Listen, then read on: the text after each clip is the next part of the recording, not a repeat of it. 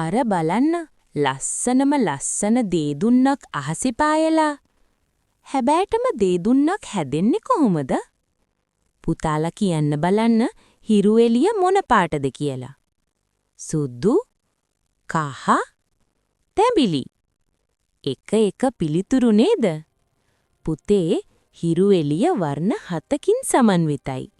ඒ වර්ණ ජල බිඳු අතරින් විසිරී ගොස් තමයි අපට දේදුන්නක් දකින්න ලැබෙන්නේ.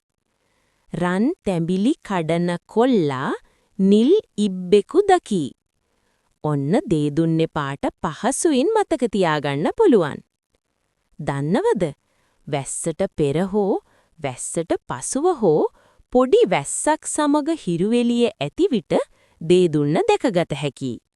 හැම විටම හිරු තිබෙන පැතිරට විරුද්ධ දෙසින් තමයි දේදුන්න පිහිටන්නේ. අජිත් සර්ගෙන් පණිවිඩයක්.